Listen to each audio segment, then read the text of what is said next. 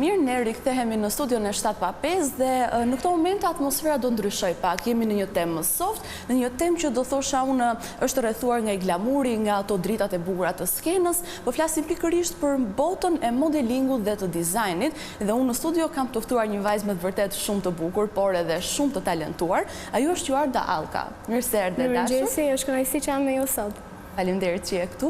Juarda, ti sapo ke marrë pjesë në një eveniment shumë të rëndësishëm, siç është Golden Star Kids, pikërisht në Turqi. Na trego pak se si ishte ky kompeticion për ty. Në fakt ishte një skenë botërore, një skenë me shumë përgjegjësi për mua. Në momentin që më erdhi ftesa, ishte gjëja më e bukur, sepse do përfaqësoja Shqipërinë në një garë botërore dhe me plot përgjegjësi. Ishte një event i cili zgjati 5 ditë, një event tepër i bukur nga mangështor. Unë nuk isha vetëm si një modele në atë event, por prezantova dhe koleksionin tim.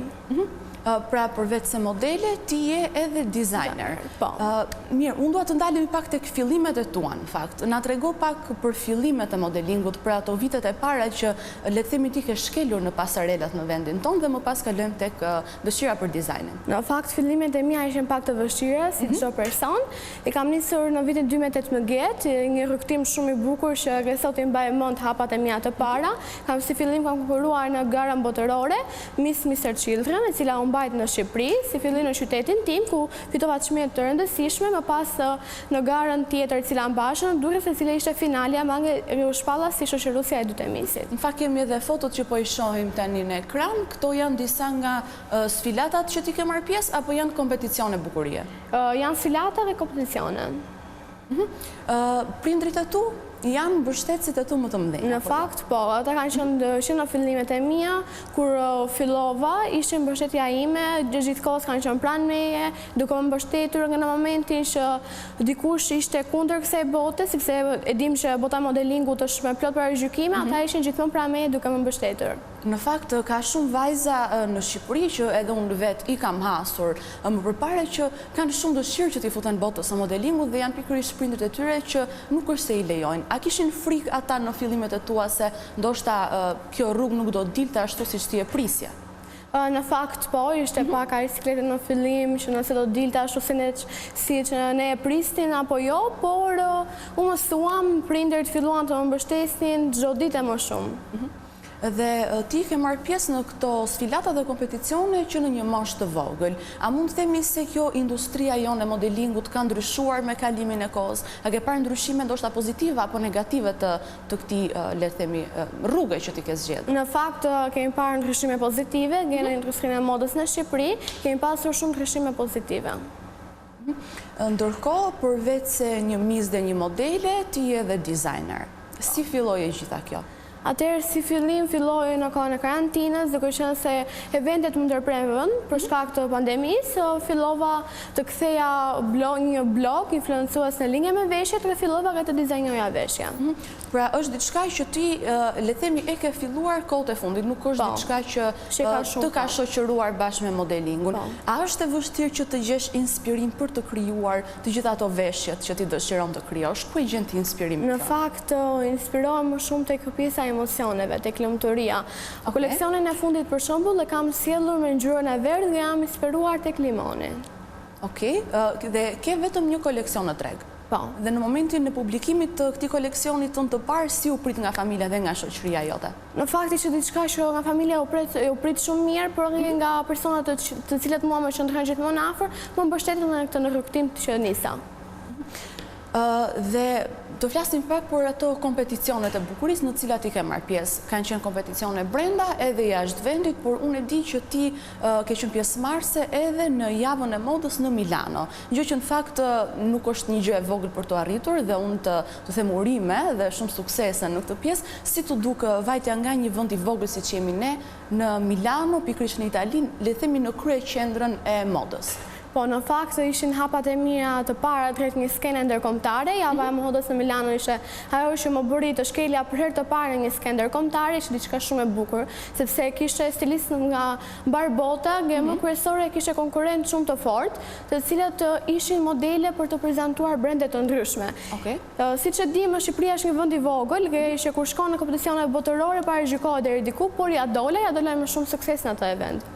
Dhe besoj se atje ke mundur që të përballesh edhe me modele të tjera të cilat vinë nga të gjitha shtetet e tjera të botës. Si ishte përballja e kulturave me to? A ishte, le themi, a kishin ato një konceptim ndryshe të industrisë së modelingut? Në fakt kishin shumë konceptime ndryshe nga modele që vinë nga Shqipëria, pash që ishin shumë ndryshe nga ne në fakt. Në fillim kur prezantova isha nga Shqipëria, ishte diku një shqiptari na ka ardhur një kompeticion kaq botëror. Por fillova të kisha mesi, u misova me vajzat, ishte diçka shumë e bukur në fakt.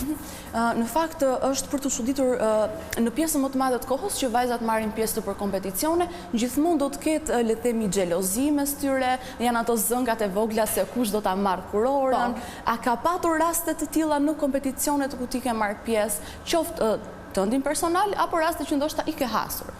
Ka pasur shumë, duke qenë se në eventin e fundit, triumfova me çmimin e madh në ligje me modelingun, ishte ideja që nga shtetet e tjera, Shqipëria fitovi në këtë herë, nga që filluan ato zënka, deri dje ishin miq, filluan të krijonin emision, ndërsa në momentin e finales, kur shpall fituesi, filluan zënkat pastaj. Dhe çdo gjë ndryshoi në atë momentin e fundit të çmimit final. Ti ke marrë 2 çmime në Golden Star Kids, apo jo?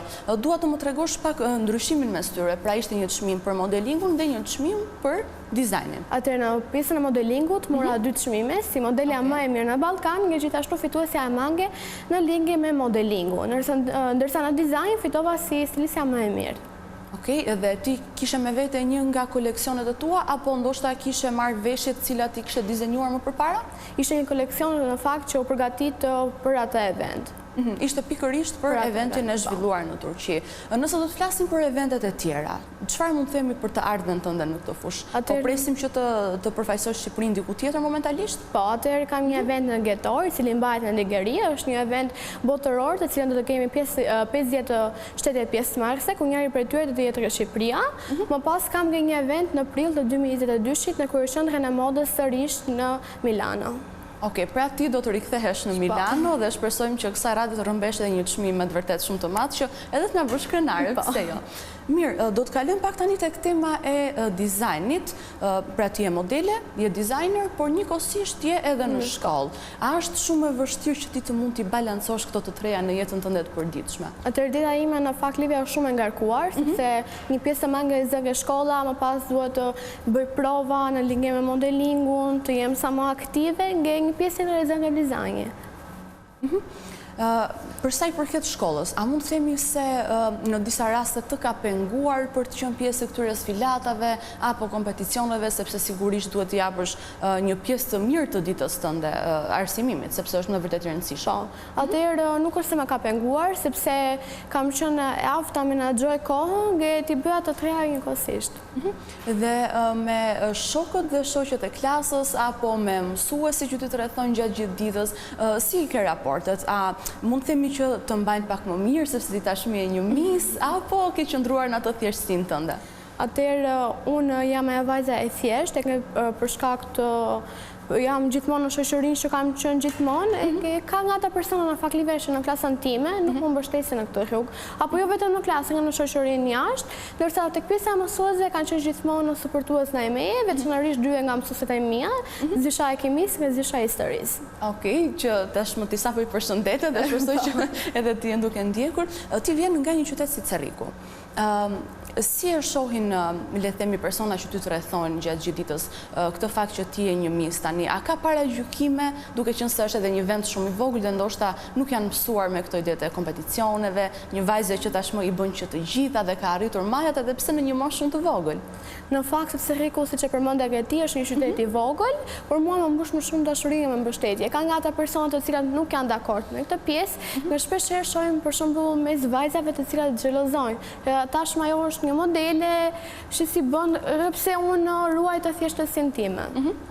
Dhe për sa i përket të ardhmes, çfarë mund të themi, nuk e di nëse ti ke vendosur për studimet e larta, apo jo, nëse po mendon që të dalësh nga kjo bota e modelingut dhe e miseve, apo dëshiron të qëndrosh po në këtë rrugë dhe shes si të ardhmen tënde të padiskutueshme? Atëherë ardhmja ime është mes botës së modelingut dhe mjekësisë. Dhe të? Mjekësisë. Dhe të mjekësisë. Okej, pra është diçka e kundër në fakt. Totalisht e kundërt. Po si lindi kjo gjë?